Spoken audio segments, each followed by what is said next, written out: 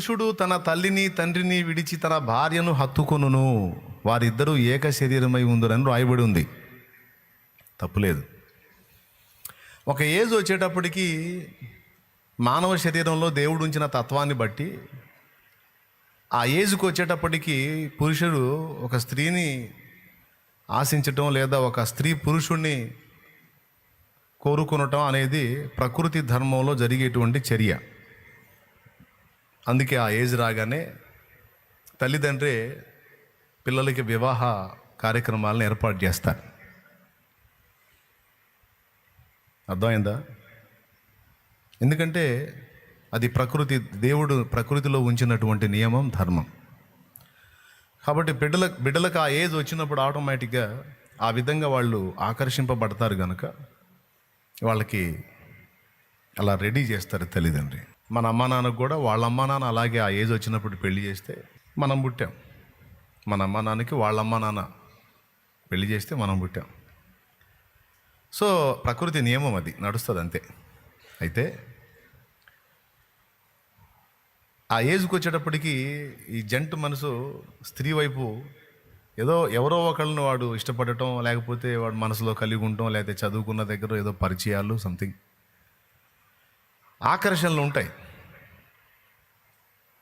ఒకప్పుడు ఇంత స్వేచ్ఛ లేదు, ఇంత సౌకర్యం లేదు. ఈరోజు మంచి స్వేచ్ఛ, స్వాతంత్ర్యం, సౌకర్యం, పరస్పర సంభాషణకి అనుకూలమైనటువంటి మాధ్యమాలు అన్నీ అందుబాటులోకి వచ్చాయి. ఈరోజు ఒక జంటుతో లేడీ పర్సనల్గా మాట్లాడడం, ఒక లేడీతో జంటు పర్సనల్గా మాట్లాడడం పెద్ద ప్రాబ్లం ఏం కాదు. అన్ని రకాలుగా ఈరోజు అందుబాటులోకి వచ్చింది. వాయిస్ మాట్లాడవచ్చు, అది ప్రాబ్లం అనుకుంటే మెసేజ్ పెట్టవచ్చు మంచిగా. ఇంకా ఖాళీ దొరికితే వాయిస్ టాకింగ్ లేకుండా ఓన్లీ మెసేజ్ చాటింగ్ చేసుకోవచ్చు. అంత సౌకర్యాలు వచ్చేసినాయి ఈరోజు, ప్రాబ్లం ఏం లేదు. అరే ఆ అమ్మాయి పుట్టినరోజు ఈరోజు, ఆ అమ్మాయి రేపు అమ్మాయి పుట్టినరోజు, ఆ అమ్మాయికి ఒక రింగ్ గిఫ్ట్గా ఇవ్వాలి, లేకపోతే డ్రెస్ గిఫ్ట్గా ఇవ్వాలి, లేకపోతే ఇంకోటి ఏదో గిఫ్ట్గా ఇవ్వాలని వీడు పాపం అమ్మాయి గురించి ఆలోచించాడు. అమ్మాయి కూడా అబ్బాయి గురించి ఆలోచించి సెలబ్రేషన్ చేసింది, లేకపోతే ఆ అబ్బాయికి ఏదో ఆమె పంపించింది, డ్రెస్ పంపించిందో, లేకపోతే వాడికి ఏదో గిఫ్ట్ పంపించింది, సంథింగ్ నడిచింది. ఈ ఆడపిల్లలు కానీ మగపిల్లలు కానీ ఒకళ్ళ గురించి ఒకళ్ళు మాట్లాడుకునేటప్పుడు కొన్ని డైలాగ్స్ ఉంటాయి. అమ్మాయి కొంచెం సంపన్నురాలు అనుకో, లేకపోతే కొద్దిగా ఆర్థికంగా కొంచెం మధ్యతరగతి అనుకో, అబ్బాయి మధ్యతరగతి కంటే కింది స్థాయిడు అనుకో, ఈ అమ్మాయి అతని పేదరికాన్ని ఎత్తి మాట్లాడిద్ది. అబ్బాయి చాలా పోరే, బీదవాడు, మనం చేయాలి అబ్బాయికి, అతను చూస్తే చాలా జాలేస్తుంది. అవునా? అవును. అబ్బాయి కూడా అరే అమ్మాయి వాళ్ళ ఫ్యామిలీ బ్యాక్గ్రౌండ్ పాపం చాలా పూర్రా, అమ్మాయిని చూస్తే చాలా బాధ వేస్తుంటుందిరా, నాకు అమ్మాయికి తీసుకోవాలరా, అమ్మాయికి చేయాలరా. తప్పులేదురా అబ్బాయి, తప్పులేదు అమ్మాయి. సరే ఏదో వాళ్ళ పేదరికాన్ని బట్టి కనికరించారు, లేదో ఆ ఏజ్ని బట్టి ఒక దురాలోచన, లేకపోతే మంచి ఆలోచన, ఏదో శారీరక సంబంధమైన సంబంధాలు లేకపోయినా మనసులో ఉన్న ఇష్టాలను వ్యక్తం చేసుకోవటం, ఎక్సెట్రా ఎక్సెట్రా. సరే మీకు అనిపించింది. కొంతమంది ఇంకా హద్దులు దాటి చట్టపట్టాలు వేసుకొని పూర్తిగా బరి తెగించి బయటికి వెళ్ళిపోతారు. కొంతమంది మనసులో ఉన్న అభిప్రాయాలు మనసులోనే ఉంచుకొని యాకోబులాగా, యాకోబు రాహేలుని ప్రేమించాడు, రాహేలు కూడా యాకోబుని ఇష్టపడింది. అయితే మధ్యలో మామ అడ్డుపడ్డాడు. మరి మామయ్య 7 సంవత్సరాలు నువ్వు కానీ నాకు గొర్రెలు కాసి పెడితే మా అమ్మాయిని నీకు ఇస్తాను అన్నాడు. పాపం ఆ రాహేలు కోసం 7 సంవత్సరాలు గొర్రెలు కాసి పనిచేశాడు. ఒక మనిషి జీవితంలో 7 years ఎంత వాల్యుబుల్ టైమో చూడండి. కేవలం గొర్రెలు ఖర్చు పెట్టేశాడు ఆయన. ఎవరిని గురించి? రాహేలు గురించి. ఒకే ఇంట్లో ఉన్నారు, ఒకే దగ్గర ఉన్నారు, కానీ ఏ విధమైనటువంటి అక్రమ సంబంధం, ఏ విధమైన శారీరక సంబంధం కలిగి లేరు. చాలా పర్ఫెక్ట్గా ఉన్నారు. 7 ఏళ్ళు. తీరా తను ప్రేమించిన రాహేల్ని ఇస్తాడు అనుకుంటే ఆయన పెద్ద కూతురు లేయాని ఇచ్చాడు. ఇదేంది లేయాని ఇచ్చాడు, ఏంటి మాయా ఇది, నేను లేయా కోసం కాదు కదా, నేను రాహేల్ కోసం కదా నీకు కొలువు చేసింది 7 ఏళ్ళు, ఏమని ఇచ్చావు ఏంది నాకు అని అడిగితే, ఇది మా దేశపు మర్యాద కాదయ్యా, పెద్దదాన్ని అక్కడ పెట్టి చిన్నదాన్ని పెళ్లి చేయటం, మరి ఆ పని మరి సంస్కారం కలిగిన వాళ్ళు ఎవరు చేయరు. పెద్దదాన్ని అక్కడ పెట్టి చిన్నదానికి పెళ్లి చేయటం అంటే కష్టం కదా. కాబట్టి పెద్దదాన్ని అందుకే చేశాను. అంత కాకపోతే ఓ పని చేయి, మా దగ్గర ఈ ఆప్షన్ కూడా ఉంది, మా దేశంలో ఇది ఈ అవకాశం కూడా ఉంది, ఇంకొక 7 ఏళ్ళు కొలువు చేయి, చిన్నదాన్ని కూడా నీకే ఇస్తాను. ఇద్దరు కలిసి నీ పిచ్చిని పీక్ స్టేజ్కి తీసుకెళ్తారు, ఇస్తాను, చిన్నదాన్ని కూడా ఇస్తానంటే పాప మళ్ళొక 7 ఏళ్ళు చేశాడు. చూడు, తను లవ్ చేసిన అమ్మాయి కోసం ఎన్ని సంవత్సరాలు నిరీక్షించాడు యాకోబు అంటే 14 years, 14 సంవత్సరాలు నిరీక్షించాడు. ఈరోజు లవ్ అంటాం, 4 రోజులు బాగా క్లోజ్ ఫ్రెండ్షిప్ చేయటం, 5వ రోజు లైంగిక చర్యలోకి వెళ్ళిపోవటం, తర్వాత అది వేరే వేరే పరిస్థితులకు దారి తీయటం, చివరికి రోడ్లు ఎక్కటం, కుటుంబాలు జీవితాలు పాడు చేసుకోవటం, కుటుంబాల్లో చెడ్డ సాక్ష్యం తెచ్చుకోవటం, వీటన్నిటితో పాటు పరిస్థితులు విషమిస్తే మెడకు తాడేసుకోవటం, ప్రాణం తీసుకోవటం, అలాగే అది కూడా లైవ్ పెట్టడం, ఆ చచ్చేది కూడా లైవ్ పెట్టి సావటం, ఇట్లాంటివన్నీ జరుగుతున్నాయి. ఒక మనిషి మరో మనిషిని ప్రేమించటం లేదా కోరుకోవటం, ఇష్టపడటం, ఏదో ఒక అవివాహితుడు ఒక అవివాహితని ఆమెలో ఇతనికి నచ్చిన సుగుణాలను బట్టి ఇష్టపడటం లేదా ప్రేమించటం, వివాహానికి మనసులో కోరుకోవటం తప్పు కాదు. కానీ దానికోసం హద్దులు దాటి అడుగులు వేయటం, దానికోసం కుటుంబాన్ని రోడ్డు పాలు చేయటం, దానికోసం తల్లిదండ్రుల జీవితాలతో ఆడుకోవటం, దానికోసం తోడబుట్టిన వారి జీవితాలతో ఆడుకోవటం దారుణమైన విషయం. నిజంగా ఒరిజినల్ లవ్ అయితే, నిజంగా నువ్వు ప్రేమిస్తే 1 సంవత్సరం 2 సంవత్సరాలు 3 కాదు, యాకోబు నిరీక్షించినట్టు నీకు దమ్ముంటే 14 ఏళ్ల నిరీక్షణ కూడా కలిగి ఉండటానికి సిద్ధం అవ్వాలా. 14 ఏళ్ళు అవసరంలా. కొద్దిగా నీ తల్లిదండ్రి నిన్ను ఒక పొజిషన్లో చూసిన తర్వాత ఆటోమేటిక్గా నీ మాటకు విలువిస్తారు, నీ ఇష్టాలకు కూడా వాళ్ళు విలువనిస్తారు. ఆ మెట్టుకు నువ్వు రావాలి. నీ ఇష్టానికి వాళ్ళు రెస్పెక్ట్ ఇచ్చి, నీ నిర్ణయం పిచ్చి నిర్ణయం కాదు, నీ నిర్ణయం బాగుంది, నీ ఐడియాలజీ బాగుంది, నీ ఎంపిక బాగుంది అనే నిశ్చయిత వాళ్ళకు వచ్చిన దాకా నువ్వు వెయిట్ చేయి. వాళ్ళ ఇష్టంతో, వాళ్ళ ఆమోదంతో నీకు చేతనైతే వాళ్ళ కోసం, వాళ్ళ ఒప్పుదల కోసం కష్టపడు, నిరీక్షించు, అడుగు జారవాకు. వాళ్ళని గెలు, అనుకున్నది సాధించు. వాళ్ళ హృదయాలను గెలు, అనుకున్నది చేపట్టు. కానీ వాళ్ళ గొంతులు కోసి, వాళ్ళ గుండెలు చీల్చి ఇలాంటి స్టెప్పు బరి తెగించి అడుగు బయటికి వేయటం అనేది, అడుగు బయటికి వేసిన వాళ్ళకి క్షేమకరం కాదు, దేవుని కొలతలో అది న్యాయము కాదు. తర్వాత ఫ్యూచర్ కూడా సుఖంగా ఏముండదు. ఏదో ఊహల్లో గాలి మేడలు కట్టుకుంటారు, తర్వాత మొత్తం పేక మేడల్లో కూలిపోతాయి. ఎందుకంటే వాక్యం నిరర్ధకం కాదు. కాబట్టి చేయాల్సింది ఏంటంటే, ఏజ్ని బట్టి మనకు కలిగే ప్రేరణలు కలుగుతాయి.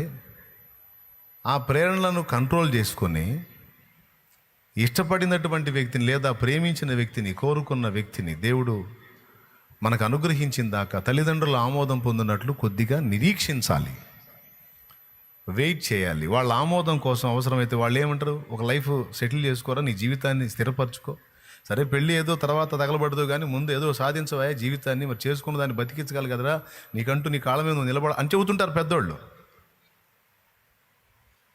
వీడి తపన ఎట్లుంటుందంటే, ముందు ఈ సుత్తి చెబుతారు ఏంది, నాకు ఆ అమ్మాయిని ఇచ్చి పెళ్లి చేయమంటే ఏంది, మీరు ఆ ఒప్పుకోరేంది, ఒప్పుకోకపోతే నేను వెళ్ళిపోతా అన్నాడు.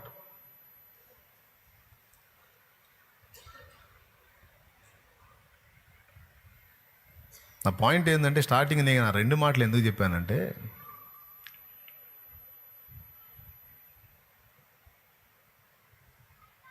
అమ్మాయి బర్త్డేరా, అమ్మాయికి ఒక రింగు తీసుకోవాలి అన్నాడు కదా ఈ అబ్బాయి. ఆ అబ్బాయి బర్త్డేనే, అబ్బాయికి డ్రెస్ తీసుకోవాలి, అబ్బాయి చాలా పోరే అంది కదా ఈ అమ్మాయి.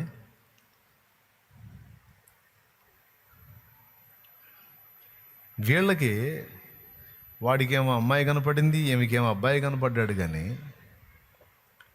నేను అంటుంది ఏంటంటే, సరే ఏదో తగలబడ్డా, అది వేరే సంగతి. వాడు పేదవాడని వానికి ధనం ఖర్చు పెట్టని ఇష్టపడ్డా నువ్వు ఏనాడైనా నీ తండ్రికి ఒక జత బట్టలు తీసుకెళ్ళి ఇచ్చావా?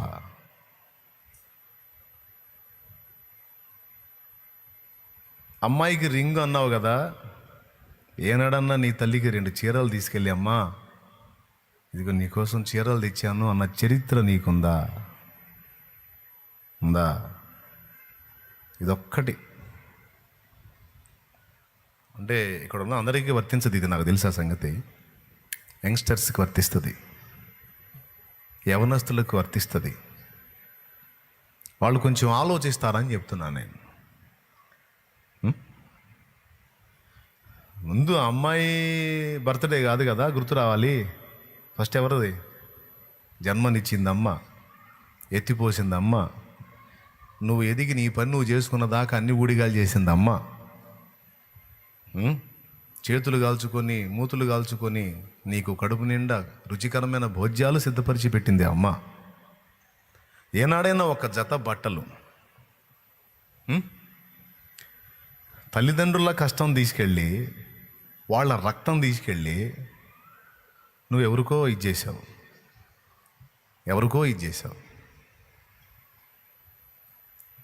ఒక్కసారన్న తల్లిదండ్రికి. ఇంకా చెప్తా, ఆ అమ్మాయి ముఖం కొంచెం మార్చుకొని కనపడుతుంది అనుకో, వీడు అల్లాడిపోతాడు ఏమైందని.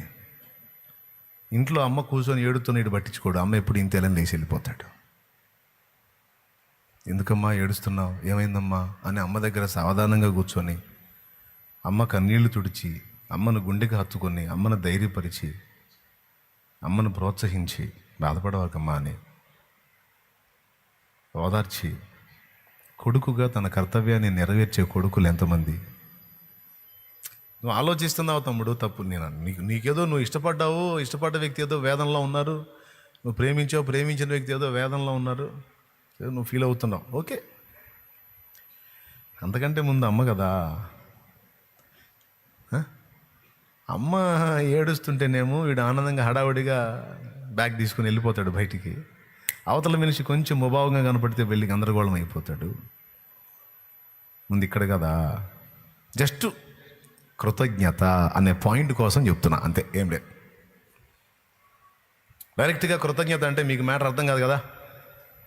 అందుకని మనుషులు ఎక్కడ లాస్ అవుతారు ఈ కృతజ్ఞత అనేది మీకు ఆ లోటు చూపించి ఇప్పుడు అసలు పాయింట్కి వచ్చా. అవునా? ఎక్కడ లాస్ అవుతారు? యవనస్తురాళ్ళైతే అవుట్ సైడ్లో కనపడేటువంటి ఆకర్షణల మీద, అక్కడ ఉన్నటువంటి లోటుపాట్ల మీద దృష్టి నిలుపుతారు. కానీ తాము ఎక్కడి నుంచి ఆరంభమయ్యారో, తమ మూలమేంటో, తమ గతమేంటో వెనక్కి తిరిగి చూసుకొని వాళ్ళ స్థితిగతులను దృష్టిలో పెట్టుకొని వాళ్ళ గురించి ఆలోచించి వాళ్ళకి మొదట సంతోషాన్ని కలిగించాలన్నలో 80% మంది వదిలేశారు. అస్సలు లేరు ఇలాంటి వాళ్ళని నేను చెప్పట్లా. ఒక 20% ఉంటారు. మొదట నా తల్లిదండ్రులు, తర్వాత ఇంకా ఏదైనా. మొదట నాకు జన్మనిచ్చిన నా తల్లికి, నన్ను కని పెంచి పోషించిన నా తండ్రికి నేను చేయాల్సిన న్యాయం చేయాలి. నా కోసం నా తల్లిదండ్రి ఎంతో కష్టపడ్డారు. వారు తిన్నారో తినలేదో, నిద్రపోయారో పోలేదో, వాళ్ళు ఎన్నో బాధలు పడ్డారు. చినిగినే కట్టుకొని నాకు మంచి బట్టలు తొడిగారు. వాళ్ళు కొంచెం చదువుకొని నేను చాలా చదవాలని, నాకు చాలా జ్ఞానం రావాలని, నా ఫ్యూచర్ బాగుండాలని వాళ్ళు డబ్బులు వెచ్చించి నా కోసం. కొంతమంది తల్లిదండ్రులు పొలాలు అమ్మారు పిల్లల చదువుల కోసం. వాళ్ళు పొలం పండించుకొని వ్యవసాయం చేసుకొని దానిలో బతికేది. బిడ్డ చదువుతుంది, లేకపోతే అబ్రాడ్ వెళ్తారు, లేకపోతే ఇక్కడే ఓ మంచి పొజిషన్లోకి వచ్చేస్తారు. ఇది చదివి నేను అమౌంట్ పెడితే బిడ్డల లైఫ్ ఫ్యూచర్ బాగుంటుంది.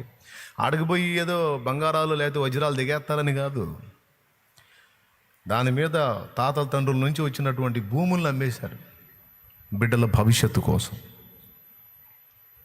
తల్లిదండ్రుల త్యాగాలు. నేను అంటున్నాను, నీ లైఫ్ నువ్వు ఆనందించు, నీ లైఫ్ నువ్వు చూసుకో, తప్పులేదు. ఎవరి జీవితానికి ఎవరికుండే హాబీస్ వాళ్ళకుండే, ఎవరికుండే ఆనందాలు వాళ్ళకుండే. కానీ కొద్దిగా కృతజ్ఞత అనేది ఒకటి ఉండాలి కదా, కొద్దిగా వెనక్కి చూడాలి కదా. ఎక్కడి నుంచి నువ్వు ఆరంభమయ్యావో ఆ కుంపటి కొంచెం చూడాలి కదా. అలాగే వెళ్ళిపోతేట ఒకే చూపులో అంటున్నానండి. కొద్దిగా వెనక్కి చూసామనుకో ఆ కుంపటికి వెళ్ళి, అది కృతజ్ఞత ఇద్ది.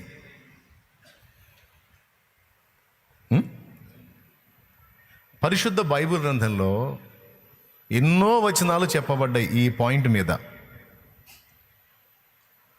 మన ఆశీర్వాదం, మన ఆయుష్,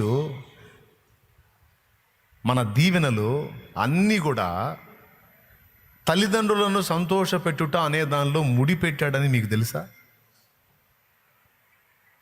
తెలియకపోతే చూడండి, నిర్గమాకాండం 20వ అధ్యాయం ఒక్కసారి పరిశుద్ధ గ్రంథం చూడండి. ఈ బ్లెస్సింగ్స్ అన్నీ ఏడున్నాయో చెప్తాడు.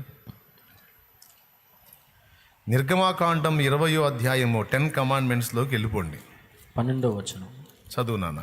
నీ దేవుడైన యెహోవా నీకు అనుగ్రహించు దేశములో నీవు దీర్ఘాయుష్మంతుడు వగునట్లు. 12వ వచనం చదువుతున్నాను నాన్న. చూడండమ్మా, దేవుడు ఈ మాటలన్నిటిలో నుండి పరిశుద్ధాత్మ తన స్వరమును వినిపించుగాక. దుష్టశక్తుల శోధనలు, దాడులు యేసు నామములో నా తండ్రి బంధించుగాక. ఆయన సన్నిధి, సమాధానం, ఆశీర్వాదం మనకు లభించుగాక. ఆయన స్వరమే మనకు వినిపించుగాక. ఆమేన్. ఇప్పుడు చదువు నాన్న. నీ దేవుడైన యెహోవా నీకు అనుగ్రహించు దేశములో నీవు దీర్ఘాయుష్మంతుడు వగునట్లు నీ తండ్రిని నీ తల్లిని సన్మానించుము.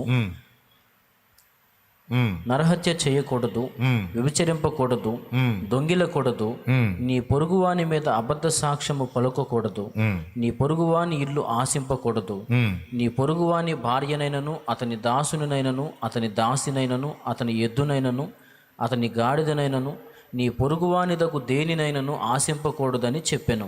దేవునికి స్తోత్రం కలుగునుగాక. హల్లెలూయా. ఇవన్నీ పక్కన పెడితే నీవు దీర్ఘాయుష్మంతుడవగునట్లు అన్న ఒక మాట చూడండి. నీవు దీర్ఘాయుష్మంతుడవగునట్లు నీ తల్లిని తండ్రిని సన్మానించుము అంటే ఏం చేయాలి? కుర్చీ ఒకటి తీసుకొచ్చి వేసి, శాలువా దండ 2 తెచ్చి వాళ్ళిద్దరిని కూర్చోబెట్టి, ఇద్దరికి చెరో శాలువా కప్పి వాళ్ళిద్దరి మెడలో దండలేసి చప్పట్లు కొట్టమనే. మనకు తెలిసి సన్మానం అంటే అదే. ఎవరైనా పదవీ విరమణ పొందుతున్నప్పుడు, ఉద్యోగంలో నుంచి ఇక రిటైర్మెంట్ అవుతున్నప్పుడు వాళ్ళకి సన్మానాలు చేస్తారు. ఇట్లా సన్మానమా అని కాదు. నీ తల్లిదండ్రిని ప్రేమించి గౌరవించి వారికి చూపవలసిన కృతజ్ఞత వారికి చూపు అని. అర్థమైందా? వాళ్ళకి చేయాల్సిన న్యాయం నీ నుండి జరగాల్సినది వారికి జరుగునట్లు నువ్వు జాగ్రత్త పడు. ఎందుకు ఇలా నేను జాగ్రత్త పడాలంటే అందులో బ్లెస్సింగ్ పెట్టాడు దేవుడు. ఏంటంటే నీవు దీర్ఘాయుష్మంతుడవగునట్లుంటే ఎక్కువ కాలము బ్రతికి వర్ధిల్లునట్లు నీ తల్లిదండ్రిని సన్మానించు అన్నాడు. దీర్ఘాయుష్మంతుడిని నేను కావాలంటే యేసయ్య నువ్వు దీవించాలి, కానీ తల్లిదండ్రితో సంబంధం ఏముంది? స్తోత్రం, హల్లెలూయా. అర్థమైందా? జీడిపప్పు కావాలంటే ఎక్కడికి పోవాలి? జీడిపప్పు కావాలంటే ఎక్కడికి పోవాలండి? జీడిపప్పు ఉంది కదా, ఎక్కడికి పోవాలి? ఎందులో పెట్టాడు దాన్ని? జీడిపప్పు కావాలంటే జీడి తోట ఉంటుంది. ఆ జీడి మామిడి అని ఒక పండు వస్తుంది, దానికి పైన కనపడుతుంటుంది ఈ జీడిపప్పు. జీడిపప్పు కావాలంటే నీకు దానిలో పొందుపరిచాడు. దేవుడే ఇచ్చేది అది, కానీ ఎందులో పెట్టిస్తున్నాడో గమనించాలా. దీర్ఘాయుషును దేవుడే ఇస్తున్నాడు, కానీ ఎందులో ఆ దీర్ఘాయుషును పెట్టి ఇచ్చాడో దాన్ని తెలుసుకోవటం తెలివి కలిగినోడి పని. అర్థమైందా? దేవా నన్ను దీర్ఘాయుష్మంతుని చేయి, దేవా నన్ను దీర్ఘాయుష్మంతురాలను చేయి. ఓకే, నీవు దీర్ఘాయుష్మంతుడు వగునట్లు, దీర్ఘాయుష్మంతురాలు వగునట్లు నీకు ఆశ ఉంది కదా, నన్ను అలా చేయమంటున్నావు కదా. అట్లయితే మొట్టమొదటిది నీ తల్లిదండ్రిని నీవు సన్మానించు. అప్పుడు నీవు అనుకున్నట్లు నీవు దీర్ఘాయుష్మంతుడు, దీర్ఘాయుష్మంతురాలు అవుతావు. మనం కోరుకున్న ఆశీర్వాదాలన్నీ దేవుడు మనకు అందుబాటులో తెచ్చాడు, దేవుడే ఇచ్చాడు. కానీ ఒక్కొక్క ఆశీర్వాదాన్ని ఒక్కొక్క దగ్గర భద్రం చేశాడు. దాన్ని గుర్తుపట్టాలి. అది పాఠం. ఏ ఆశీర్వాదాన్ని ఎక్కడ దాచిపెట్టాడో అది గుర్తుపట్టినోడు జ్ఞానవంతుడు, అది గ్రహించుకోనివాడు అజ్ఞాని. అన్నీ అందుబాటులో ఉన్నా పొందలేడు.